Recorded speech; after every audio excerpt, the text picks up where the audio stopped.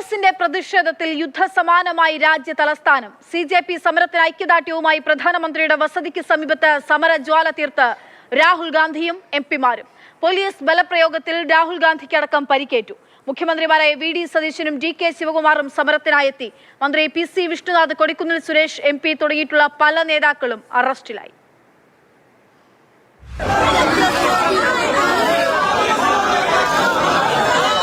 നിമിഷം വാഹനങ്ങൾ പോലും നിർത്തിയിടാൻ അനുവദിക്കാത്ത 7 ലോക്കൽ ലാൻഡ് മാർഗ് എന്ന് പറയുന്ന രാജ്യ തലസ്ഥാനത്തെ ഏറ്റവും സുപ്രധാനമായ ഏറ്റവും തന്ത്രപ്രധാനമായ മേഖലയിലാണ് ഇന്ന് പ്രതിപക്ഷ MP-മാർ ഇന്ന് പ്രതിഷേധവുമായിരുന്നത്.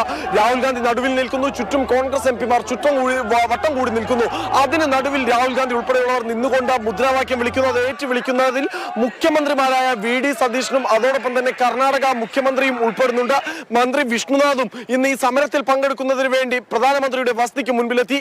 ആദ്യഘട്ടത്തിലെത്തിയ MP-മാരെ ഇവിടെ നിന്ന് പോലീസ് അറസ്റ്റ് ചെയ്ത് നീക്കി. എന്നാൽ തൊട്ടു പിന്നാലെ ആ നടപടി പോലീസ് നിർത്തിവെച്ചു.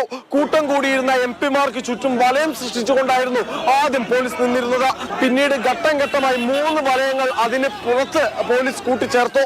അതിന്റെ ഭാഗമായി ഒപ്പമുണ്ടായിരുന്ന PA-മാർ, മറ്റ് പ്രവർത്തകർ എല്ലാവരെയും പോലീസ് ഈ നേതാക്കളിൽ നിന്ന് അകറ്റി നിർത്തി. രണ്ട് കൈകളും പ്ലാസ്റ്റിക് കയർ ഉപയോഗിച്ച് ബന്ധിച്ച ഒരു പ്രതീകാത്മക തടവിന്റെ രൂപത്തിലായിരുന്നു രാഹുൽ ഗാന്ധിയും അതോടൊപ്പം MP-മാരും എല്ലാവരും ഇവിടെ ഉണ്ടായിരുന്നത്.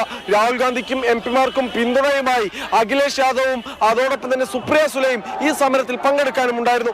എന്തായാലും ഈ സമരത്തിനിടയിൽ വെച്ച് MP-മാരെ പിന്നീട് പോലീസ് കയ്യേറ്റം ചെയ്യുന്ന ഒരു കാഴ്ചയാണ് കണ്ടത്.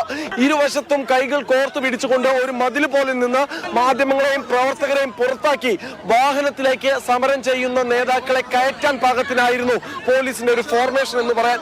എന്തായാലും ആദ്യഘട്ടത്തിൽ MP-മാരെ ഓരോരുത്തരെയായി ബലം പ്രയോഗിച്ചും തൂക്കിയെടുത്തും നിലത്തിട്ട് വലിച്ചിഴച്ചും ഡീൻ കുര്യാക്കോസ് MP അടക്കമുള്ളവരെ പോലീസ് വാഹനത്തിലേക്ക് കയറ്റി. ഇന്നലെ വിദ്യാർത്ഥികൾക്ക് നേരെ നടന്ന അതിക്രമം അത് ചോദ്യം ചെയ്യാതിരിക്കാൻ കഴിയില്ല. ചോദ്യം ചെയ്തേ തീരൂ. ആ ഉത്തരവാദിത്വം കോൺഗ്രസിനുണ്ട്.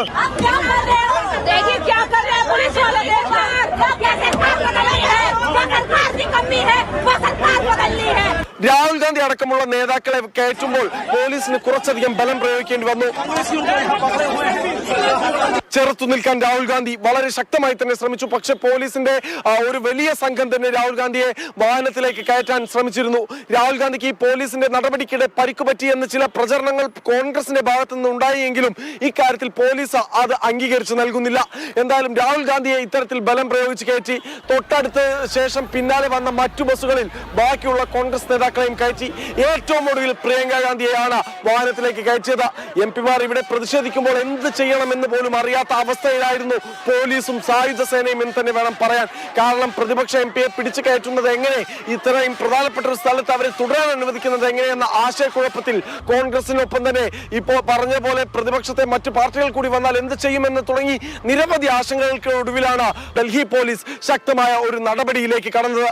ക്യാമറമാൻ ജഗദീഷ് വിഷ്ണുനൊപ്പം വിഷ്ണു പ്രസാദ്, മാതൃഭൂമി ന്യൂസ്, ഡൽഹി.